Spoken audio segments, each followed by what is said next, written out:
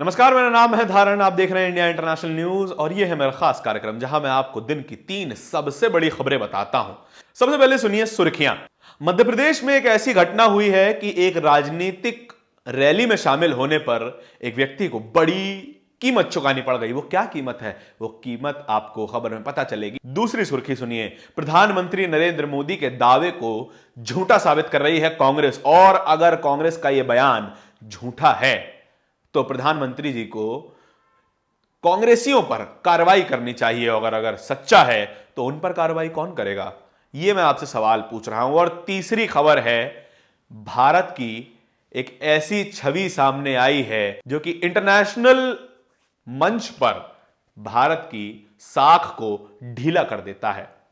और यह सब है उसके बावजूद कि भारत के प्रधानमंत्री नरेंद्र मोदी के दुनिया के सभी बड़े लीडर्स से कहा जाता है कि अच्छे रिश्ते हैं, दोस्ताना संबंध हैं। इन तीनों ही खबरों के बारे में आपको इस शो में बताऊंगा। सबसे पहली खबर सुनिए, भारत जोड़ो यात्रा, राहुल गांधी की भारत जोड़ो यात्रा मध्य प्रदेश से गुजर रही है। मध्य प्रदेश में इस वक्त भाजपा की सरकार है और मामा जी हमारे मुख्यमंत्री हैं। हमारे मामा जी नहीं, सभी के मामा जी। मामा जी जरा गुस्सा हो गए। एक सरकारी टीचर ने, प्राइमरी टीचर ने भारत जोड़ो यात्रा में हिस्सा ले लिया और उसको एक बड़ी कीमत चुकानी पड़ी। कीमत थी उसकी नौकरी। उन्हें सस्पेंड कर दिया गया। एक व्यक्ति, एक सरकारी कर्मचारी अपनी राजनीतिक पसंद और नापसंद को सार्वजनिक रूप से क्यों नहीं बता सकता, यह सबसे बड़ा सवाल है। मैं जब भी किसी सरकारी कर्मचारी से बात करता हूं तो तुरंत मुकर जाते हैं कि नहीं साहब, हम बात नहीं करेंगे, हमारी नौकरी पर बात आ जाएगी। और उसका एक उदाहरण हमें आज दिखाई दिया है कि मध्य प्रदेश में एक प्राइमरी टीचर की नौकरी इस वक्त खतरे में है, और वो इसलिए कि उन्होंने भारत जोड़ो यात्रा में हिस्सा लिया। राहुल गांधी के साथ अपनी एक फोटो सोशल मीडिया पर पोस्ट की। जैसे ही फोटो पोस्ट की, उनके घर एक खत आ गया। खत में लिखा था कि आपको लंबी छुट्टी पर भेजा जा रहा है, जरा आराम कीजिए, बहुत लंबा चले हैं आप। ऐसा आखिर क्यों होता है? क्यों राजनीतिक लाभ के लिए, राजनीतिक दांवपेच के लिए फंसाए जाते हैं सरकारी कर्मचारी? सरकारी कर्मचारियों को भी उतनी आजादी है जितनी इन नेताओं को आजादी है, राजनीतिक बयान देने के लिए, राजनीतिक पसंद दिखाने के लिए और नापसंद दिखाने के लिए। ये भी एक वोटर हैं, ये भी किसी पार्टी को समर्थन या विरोध जताते होंगे। मैं ये पूछना चाह रहा हूं कि आखिर क्यों सरकारी कर्मचारियों की आजादी पर एक सवालिया निशान लगाया जाता है कि आप सरकारी कर्मचारी हैं तो किसी एक नेता के साथ नहीं दिख सकते, आप सरकारी कर्मचारी हैं तो महज सरकार में बैठी पार्टी के समर्थन में बोलेंगे या फिर कुछ बोलेंगे ही नहीं।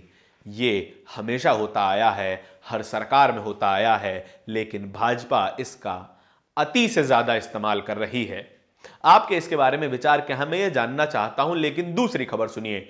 दूसरी खबर है प्रधानमंत्री नरेंद्र मोदी के एक बयान के बारे में। उन्होंने एक डायलॉग किया था प्रेस कॉन्फ्रेंस में, उसको नहीं कहूंगा, केवल एक तरफा बात हुई थी। उन्होंने कहा था कि भारत की सीमा के अंदर कोई भी व्यक्ति नहीं घुसा है, भारत की एक भी इंच जमीन किसी और देश के कंट्रोल में नहीं है, भारत पूरी तरीके से सुरक्षित है। लेकिन कांग्रेस तभी से और सारी विपक्षी पार्टियां तभी से एक बड़ा इल्जाम लगाती आई हैं कि चीन इस देश की सीमा में घुसा हुआ है, उन्होंने शेल्टर बनाए हुए हैं। और कांग्रेस ने आज एक संख्या दी कि चीन के सैनिकों ने भारत की सीमा के भीतर, संप्रभु देश की सीमा के भीतर 200 शेल्टर बनाए हुए हैं।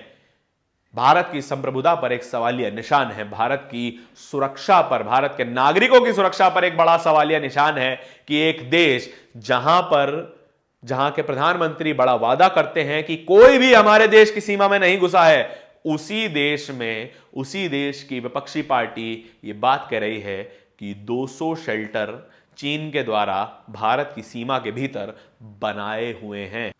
और यदि ये बयान, ये इल्जाम झूठा है तो कांग्रेस पर प्रधानमंत्री नरेंद्र मोदी को तुरंत कार्रवाई करनी चाहिए और साबित करना चाहिए कि ये बयान झूठा है। और यदि ये बयान झूठा नहीं है, ये बात सच है कि भारत की जमीन पर 200 शेल्टर चाइना ने बना रखे हैं, तो प्रधानमंत्री नरेंद्र मोदी पर कौन कार्रवाई करेगा? कौन कहेगा कि नरेंद्र मोदी ने एक झूठा बयान दिया था? ऐसा कोई नहीं कर सकता, क्योंकि सत्ता आपकी है और आप चाहें जो करे साहब, आप प्रधानमंत्री हैं। तीसरी खबर सुनिए। अमेरिका की एक रिसर्च ऑर्गेनाइजेशन है, वो कहती है कि भारत 8वां सबसे असुरक्षित देश है मास किलिंग के मामले में। मास किलिंग यानी कि सामूहिक हत्याएं, बहुत सारे लोगों की एक साथ हत्या हो जाना मास किलिंग कहा जाता है। सबसे बड़ी मास किलिंग किसने करवाई थी याद है? नाम था उसका हिटलर। वो भी खुद को आर्य कहता था, वो भी नस्लवाद का शिकार व्यक्ति था, वो भी मानता था कि मैं किसी और से ऊंचा हूं, और उसका अंत हुआ खुद की बंदूक की गोली से, और ट्रिगर चलाने वाली उंगली उसकी खुद की थी। नेता का नाम था एडोल्फ हिटलर। भारत के बारे में ऐसा क्यों कह रही है ये संस्थान? क्योंकि भारत में दंगों जैसे हालात होते रहे हैं और होते आए हैं। आपको वो तारीखें, वो साल कभी नहीं भूलनी चाहिए जहां पर किसी एक समुदाय के खिलाफ दूसरे समुदाय ने या फिर स्टेट ने बर्बरता दिखाई और उनकी बड़े पैमाने पर हत्याएं हुई। 84 हो, 2002 हो, 2020 हो, ऐसे मामले सामने आते रहते हैं, और ये तो बड़े मामले हैं जिनके बारे में आज तक बात की जाती है।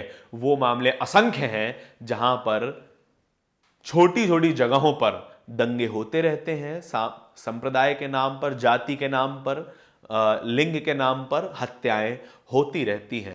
इन्हीं सभी खबरों के कारण भारत आज इस स्थिति में पहुंचा है जो बता रही है कि 8वां सबसे असुरक्षित देश है भारत।